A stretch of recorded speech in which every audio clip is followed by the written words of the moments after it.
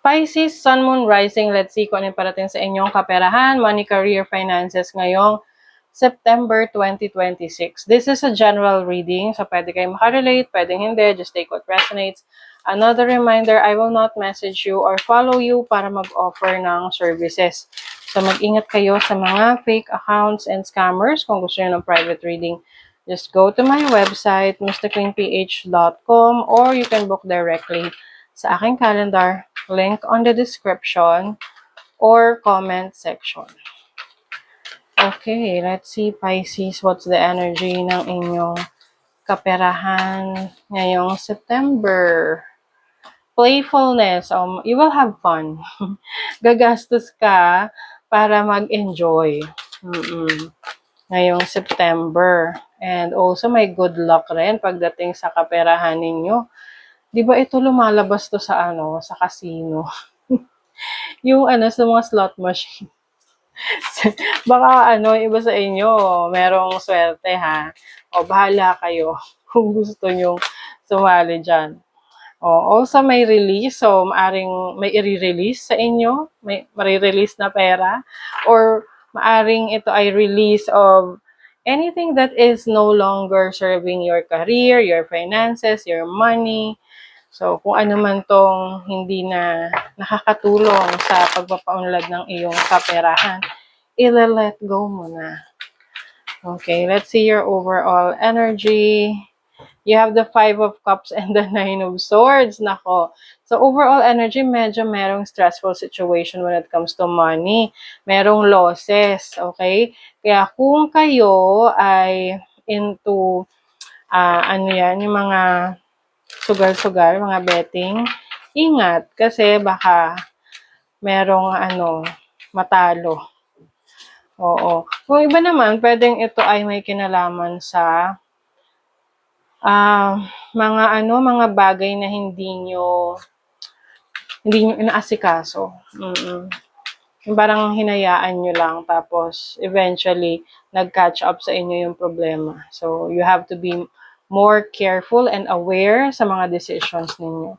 Now, your challenge is the Page of Pentacles. So, as a challenge, pwedeng kung meron kang mga inaaral ngayon, mga sinusubukang i-absorb na mga information, nagiging challenging sa'yo kasi hindi mo siya masyadong matutukan. Oo. So, kailangan, balansehin mo yung oras mo, give some time.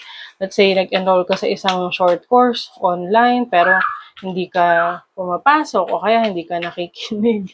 Oo. Or hindi mo nabibigyan ng focus. So, sayang naman yung ininvest mo dyan.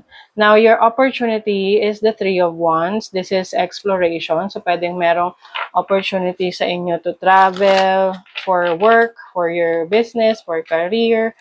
And this is also about expansion. So, pwedeng kayo ay malilipat sa ibang lugar na kung saan mayroong mas magandang income, o yung iba naman mag-abroad, no? Oo. Mag-OFW or merong magandang resulta yung mga ina-applyan ninyo sa ibang bansa. Now, your blessings, the 2 of Cups. So, this is attraction. So, maaaring you are attracting the right person para sa partnership when it comes to business, or yung mga mentors na tutulong sa'yo.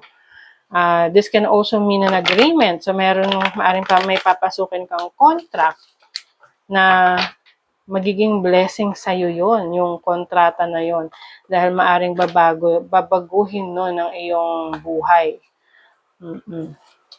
And then, some of you, very spiritual, no? Meron kayong meditation space wherein dun kayo nagma-manifest, dun kayo may quiet time, nagme-meditate, ayan. And also, divination. Ang mga Pisces kasi very spiritual yan. You are called to tap into your intuition in making decisions. So magiging on point ang decision making ninyo. And you will also receive the support that you need. Kung mapapansin nyo, kahit may mga challenges kayong napagdadaanan, meron at merong tumutulong. Diba? Pag kailangan mo ng tulong, ng suporta, andyan. So, nagiging madali para sa'yo yung journey. Diba? Yung experience. Goal setting. You will set clear financial goals and career goals.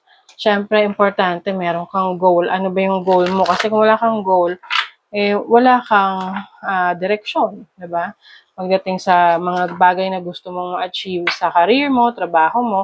Kasi kung may goal ka, at least alam mo kung aalamin mo kung ano yung proseso para makarating ka doon sa goal mo na yon. Yan, speaking of, makakapagplano ka, magkakaroon ka ng strategic planning para sa iyong career and finances. Ma-identify mo kung paano mo ma-achieve yung iyong long-term goals. 'Di ba? Let's see. Use your keen perception and skill in making decisions. Do not delay. 'Di ba?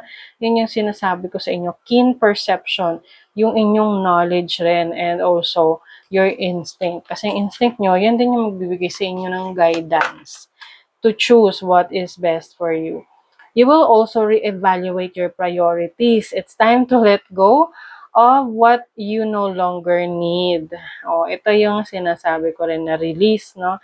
Anything na hindi mo na kailangan para sa goals mo, i-release mo na yon para may bago kang space for your new goals, 'di ba?